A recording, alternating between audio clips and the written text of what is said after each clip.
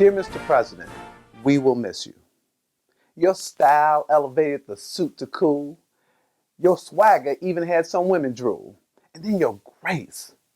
It let us know that we can disagree without being disagreeable. And yeah, while you displayed a little nice nastiness, it was understandable if not foreseeable. And then your command of situations, be they fun or tough, was remarkable. And I can't stress this point enough. You were cool when you could have flown off the handle. You were thoughtful when your opponents chose to ramble and ramble and ramble. And then you were informative when this country needed to know more. And you were comforting when tragedy was at our door. And then this is the thing that gets me. You were kind, embracing others even as they tried to shake your very foundation. Mr. President, you were the right person at the right time to lead this nation. Man, Mr. President, we're going to miss you. Dear Mr. President, we will miss you with your Harvard pedigree. Not because you were always right or that we always agree, but because we knew that you had our best interests at heart. Take Obamacare, for instance. You knew it wasn't the end all, that it was just the start. For years and decades, we have been talking about how we can provide health care to our people in some kind of way. And while Congress might change the benefits, may I dare say, I don't think it's going to go away. You killed bin Laden and brought many of our troops back home. And while you didn't eliminate Guantanamo Bay, many of those torture tactics, they're gone. You opened talks with Cuba and you sanctioned Iran. And who can forget how you inspired us all with Yes, I Can? You expanded the national service and you passed the Fair Sentencing Act. We knew you knew Black Lives Matter when you did that.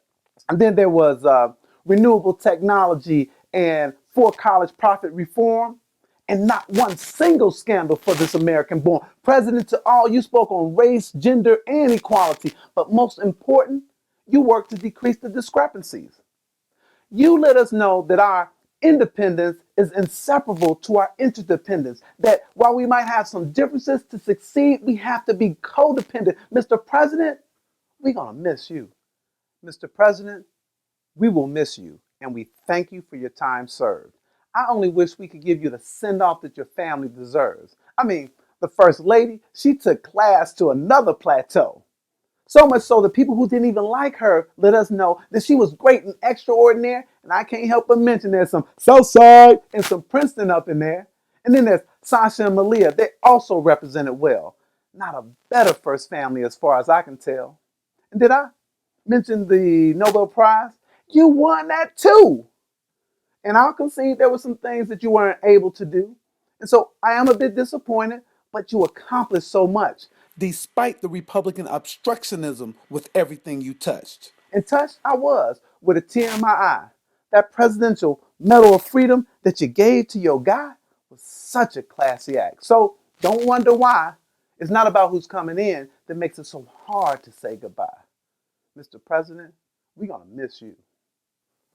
Dear Mr. President, we will miss you as Commander-in-Chief, and forgive me because it's my strong belief, one of the best presidents of them all, because in history, your legacy and accomplishments will stand tall. We're going to miss your gift of speech and words of wisdom, your mannerisms and tendencies and speaking rhythm, your smile, your laugh, and yeah, your basketball picks. I mean, the talk show appearances and late night skits. I mean, the championship visits giving love to all clubs. My favorite was when you honored and semi-roasted the Cubs. I mean, there were the Easter egg hunts and movie screenings, the press conferences where you gave events and issues meaning, the magazine covers and the political show sit-downs. Man, Mr. President, we're going to miss having you around.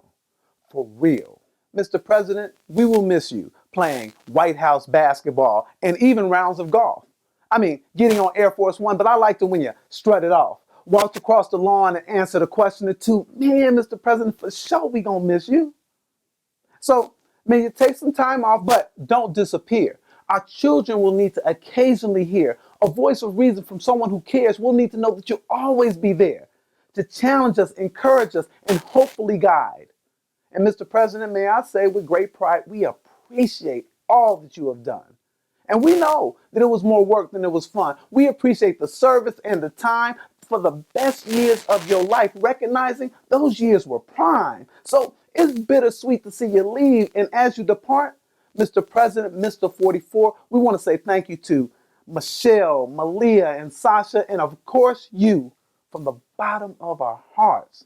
Now, I could go on and on about the events and accomplishments and the things that I like, but Mr. President, I'm going to take a page out of your book and I'm just going to drop the mic. Obama, out. Man, we're going to miss you.